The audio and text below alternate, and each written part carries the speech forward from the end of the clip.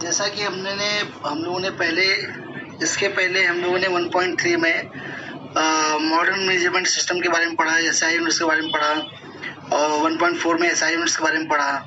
तो हमने SI units में क्या देखा कि उसके अंदर में 7 बेस यूनिट्स थी, ठीक है, जो कि length, mass, time, electric, thermodynamic, temperature, amount of substance, luminous intensity, ये सब थी, ठीक है। अब इसके बाद हम लोग पढ़ेंगे कि डिराइव्ड यूनिट्स क्या होती है, ठीक है। तो डिराइव्ड यूनिट्स पे देखो बच्चों, हम लोग ये देखते हैं, the base of fundamental SI units like length, mass, time etcetera are the independence of each other.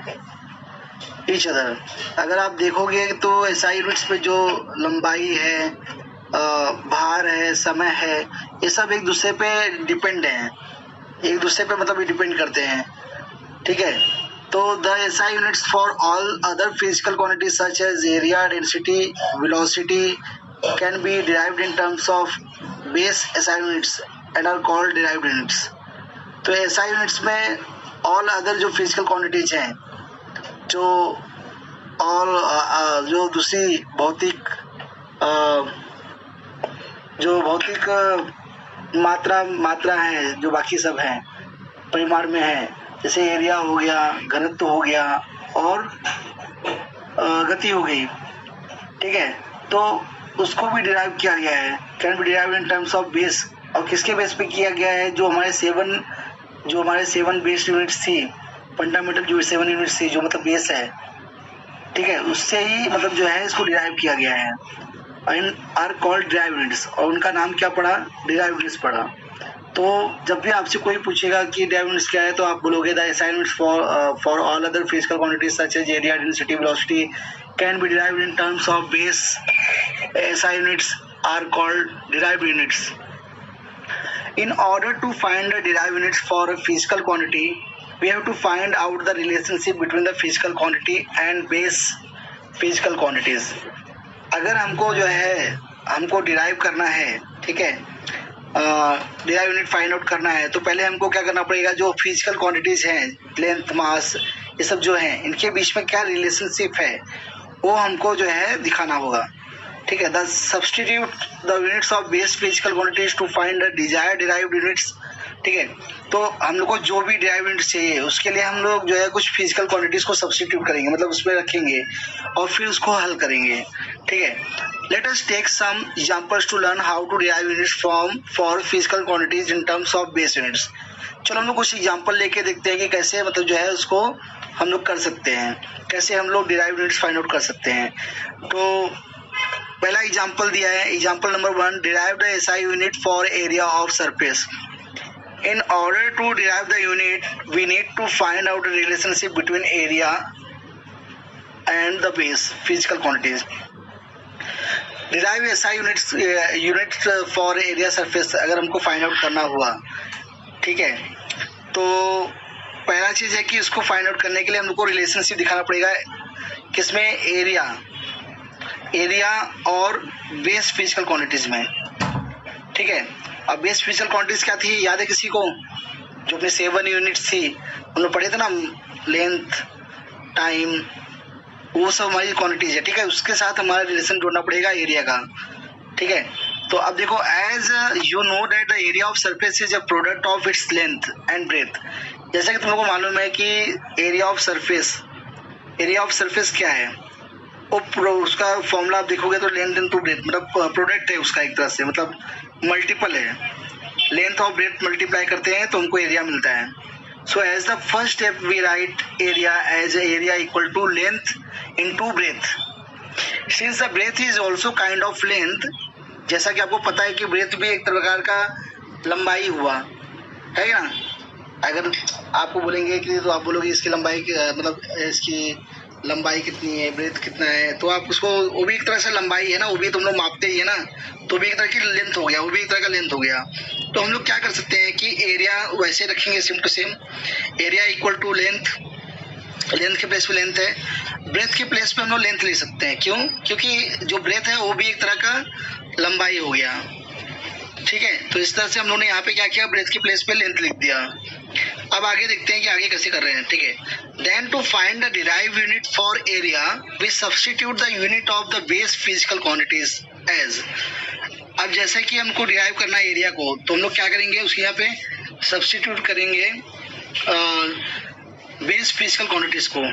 Base physical quantities क्या थी, याद करो जल्दी से, वही लेंथ का बेस फिजिकल क्वांटिटी, जो लेंथ का unit of the base physical quantity जो थी वो थी मीटर, ठीक है। तो लेंथ के प्लेस पे हम लोग क्या लिखेंगे, मीटर लिखेंगे, समझ में। तो हम लोग ने क्या लिखा, मीटर लिखा। तो थोड़ा कंफ्यूज हो गए कि देखो unit of base physical quantities अलग होती है और सिर्फ बेस फिजिकल क्वांटिटीज अलग होती है। हम उसको ध्यान रखना, नाम को थोड़ा, नाम पढ़ने में कंफ्यूजन मत करना, ठीक है। अब देखो यहाँ पे क्या हो रहा है, unit of area equal to metre multiply metre. Length, दो लेंथ थे, दोनों लेंथ के प्लेस पे क्या गया, मीटर आ गया। तो दोनों मीटर मल्टीप्लाई होगा तो क्या होगा, 2 बार मीटर मतलब मीटर स्क्वायर। तो हम लोग मीटर को क्या लिख सकते हैं, सिंबल क्या होता है मीटर का, एम। तो मीटर के प्लेस पे एम लिखा और स्क्वायर कर दिया। Thus the SI unit of area is m square. तो एसआई यूनिट का जो एरिया हो गया वो एम स्क्वायर हो गया। And is pronounced as a square metre. इसको कैसे पढ़ेंगे हम लोग, स्क्वायर मीटर पढ़ेंगे। Similarly you can check the volume would have the SI units as m cube और क्यूबिक मीटर। इसी तरह से अगर आप लोग चाहोगे तो आप लोग खुद से अगर आप लोग करोगे तो आप लोग को जो वॉल्यूम निकालोगे अगर, तो वॉल्यूम में आप लोग को जो है एम क्यूब आएगा, क्यूबिक मीटर आएगा। सेम ऐसे ही वहाँ पे भी ऐसे ही आपको सब्स्टिट्यूट करना पड़ेगा, ठीक है। वहाँ पे भी आपको जो पहले तो फिजिकल क्वांटिटी लेनी पड़ेगी, फिजिकल क्वांटिटीज को जो है वॉल्यूम के साथ मल्टीप्लाई करना पड़ेगा। फिर उसके बाद में उसमें वैसे ही आपको जो है वापस से उसके प्लेस पे सब्स्टिट्यूट करना पड़ेगा जो उसकी यूनिट है, और आपको सेम आपको एम क्यूब मिल जाएगा। तो आप लोग उस पर ध्यान दीजिएगा, ट्राई करना आप लोग हो सके तो। अब देखो इसके बाद example number 2, find the derive unit for force. Find the derive unit for force. You know that force is defined as, force को कैसे डिफाइन किया गया है, force equal to mass into acceleration, ठीक है। फोर्स का फॉर्मूला है एक तरह से, ठीक है। फोर्स के लिए क्या क्या जरूरत होता है, पहले तो एक मास होगा और उसमें एक्सेलरेशन मीन्स एक तरह से स्पीड, ठीक है। तो एक्सेलरेशन का जो एक्सेलरेशन अगर निकालने का हम लोग जाते हैं तो उसको कैसे निकालते हैं, किस पे डिपेंड होता है, एक्सेलरेशन डिपेंड होता है लेंथ और टाइम पे, ठीक है। तो एक्सेलरेशन का अब यहाँ पे हम लोग नीचे आएंगे, ठीक है। फोर्स के यहाँ पे फोर्स ही रहेगा, ठीक है, और मास के प्लेस पे मास ही रहेगा, और जो एक्सेलरेशन है उसके प्लेस पे हम लोग क्या लिखेंगे, लेंथ टाइम। और लेंथ और टाइम क्या है हमारी, लेंथ टाइम क्या है, बेस फिजिकल क्वांटिटीज है, ठीक है। तो हम लोगों ने इसको रख दिया, वापस से रखने के बाद में अब इसके बाद हम लोग क्या करेंगे, अब यहाँ पे देख लो मास का मल्टीप्लाई किससे होगा, लेंथ और अपॉन टाइम से, ठीक है। तो हम लोग को फाइनल में जब हम लोग उसको करेंगे तो लेंथ और टाइम मल्टीप्लाई बाय 1 टाइम। मान लो कि अभी मान लो फोर्स लगा रहे हैं, फोर्स का है तो एक टाइम आप लोगे, ठीक है, तो टाइम स्क्वायर हो जाएगा उसका, टाइम मल्टीप्लाई टाइम स्क्वायर हो जाएगा 1 अपॉन टाइम से, ठीक है। तो यहाँ पे हम लोग को मिल गया length mass into length upon time square. The SI unit of force can be found by substituting SI unit of base physical quantities on the right side of the expression, ठीक है। SI units of force can be found, कैसे found होगा, जब उसमें SI unit of base physical quantities को रखेंगे तो, ठीक है। तो अब यहाँ पे देखो कि मास के जो है, मास का हम लोग का मास का unit of base physical quantities क्या था, केजी, ठीक है। मास का क्या था, केजी था, और लेंथ का क्या था, मीटर था, और टाइम का क्या था, सेकंड था, ठीक है। तो यहाँ पे हम लोगों ने क्या किया कि जो मास दिया हुआ है, मास के प्लेस पे हम लोग क्या लिखेंगे, केजी, और लेंथ के प्लेस पे हम लोग क्या लिखेंगे, मीटर, और टाइम के प्लेस पे क्या लिखेंगे, सेकंड, ठीक है, स्क्वायर। अब इसको कैसे पढ़ते हैं? अब इसको हम लोग पढ़ेंगे कि SI unit of force equal to kilogram metre per second square. ठीक है, kilogram metre per second square. ठीक है, तो इसको ऐसे रीड करेंगे।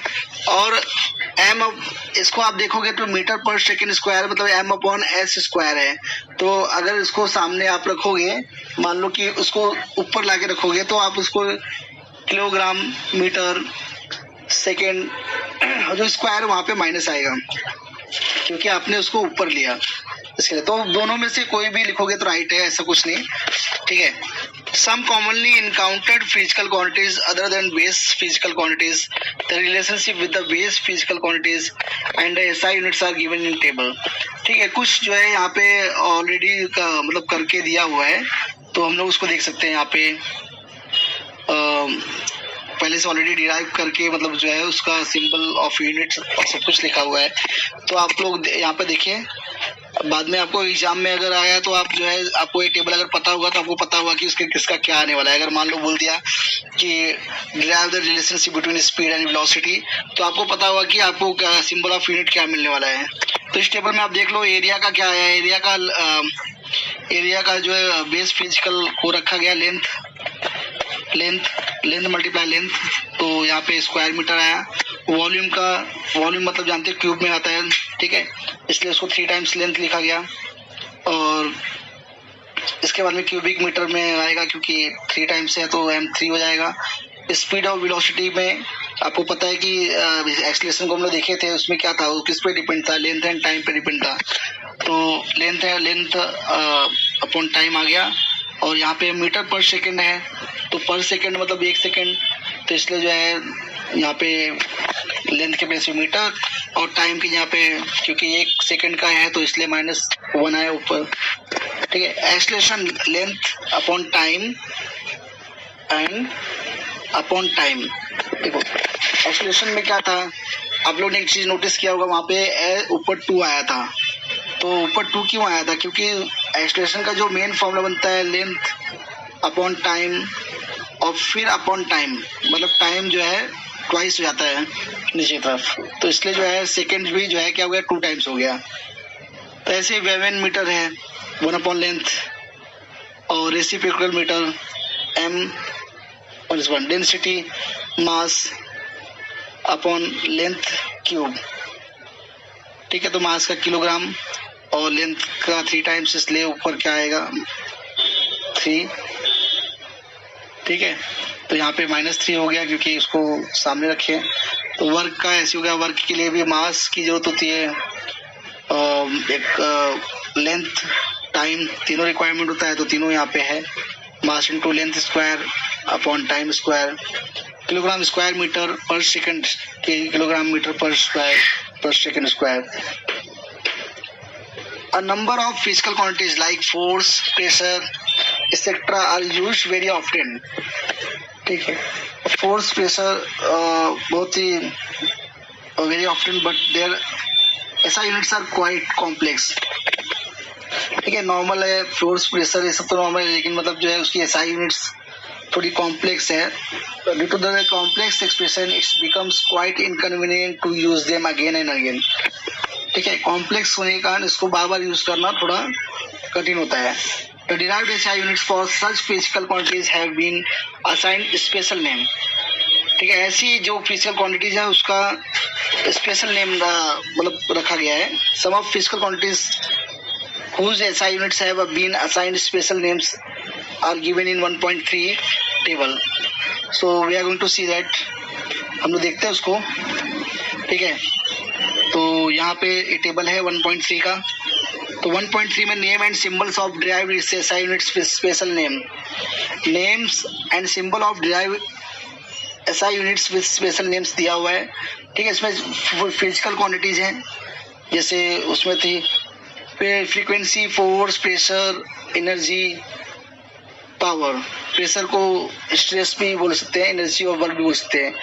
तो डिराइव्ड SI यूनिट्स क्या होगा, फ्रीक्वेंसी का S/-1, फोर्स का मीटर किलोग्राम हम लोगों ने ऑलरेडी किया था। ठीक है, तो पता है क्या क्या हुआ, तो इस तरह से होगा। प्रेशर और स्ट्रेस मीटर पर